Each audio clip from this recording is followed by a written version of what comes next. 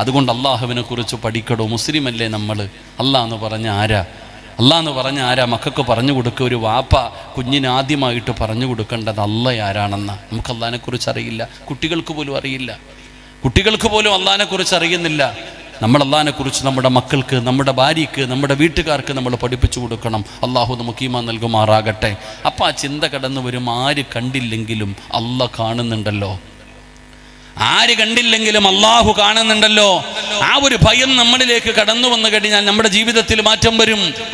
നമ്മുടെ ജീവിതത്തിലെ തെറ്റുകൾ ചെയ്യുമ്പോൾ പലരും ചോദിക്കാറുണ്ട്, ഉസ്താദേ ഞാൻ ഇങ്ങനെ തെറ്റ് ചെയ്തു പോകുന്നു, പിന്നെയും പിന്നെയും പിന്നെയും ഞാൻ തെറ്റിലേക്ക് വീണു പോകുന്നു. എൻ്റെ ജീവിതത്തിൽ ഒരുപാട് തെറ്റുകൾ വരുന്നു. കള്ളു കുടിച്ചു, ഇനി കുടിക്കില്ല എന്ന് പറഞ്ഞു വീണ്ടും കുടിക്കണം ഉസ്താദേ. ഞാൻ വ്യഭിചരിച്ചു, ഇനി വ്യഭിചരിക്കില്ല എന്ന് പറഞ്ഞു വീണ്ടും വ്യഭിചരിക്കുന്നു ഉസ്താദേ. ഞാൻ തെറ്റിലേക്ക് വീണു പോകുന്നു. എൻ്റെ പൊന്നു സഹോദര, എത്ര വലിയ തെറ്റിൽ നിന്നും നിനക്ക് രക്ഷപ്പെടാനുള്ള ഏക വഴി ഒരേ ഒരു ദിക്ർ നിൻ്റെ ജീവിതത്തിൽ നിത്യമാക്കിയാൽ മതി. അള്ളാഹു നമുക്ക് ഭാഗ്യം തരുമാറാകട്ടെ. അള്ളാഹു നമുക്ക് ഭാഗ്യം തരുമാറാകട്ടെ. തെറ്റിൽ നിന്ന് രക്ഷപ്പെടണമെങ്കിൽ ഞാൻ പറയുന്ന ഒരു ദിക്ർ നിങ്ങൾ നിത്യമാക്കിയാൽ മതി. ഞാൻ ഒരു ദിക്ർ പറഞ്ഞു തരാം. ഈ പറയുന്ന ഒരു ദിക്ർ നിങ്ങൾ നിത്യമാക്കി കഴിഞ്ഞാൽ നിങ്ങൾ രക്ഷപ്പെടും, നമ്മളെല്ലാവരും രക്ഷപ്പെടും. അള്ളാഹു ഭാഗ്യം തരുമാറാകട്ടെ. അള്ളാഹു ഭാഗ്യം തരുമാറാകട്ടെ.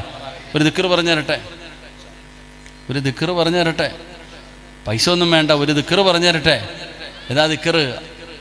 ഏതാ ദിക്ർ? അല്ലാഹു ഹാളിരി, അല്ലാഹു നാളിരി, അല്ലാഹു ഷാഹിദി, അല്ലാഹു മഈൻ. ഈ ദിക്ർ ഇങ്ങനെ എപ്പോഴും പറഞ്ഞാൽ മതി. അല്ലാഹു ഹാളിരി, അല്ലാഹു നാളിരി, അല്ലാഹു ഷാഹിദി, അല്ലാഹു മഈൻ. എന്താ അതിൻ്റെ അർത്ഥം എന്നറിയോ? സിറാജി പറയണ സമയത്ത് അല്ലാഹ് ഹാളിറ, അതെല്ലാം കണ്ടുകൊണ്ടിരിക്കുന്നുണ്ട്, പടച്ചവനാ സാക്ഷി.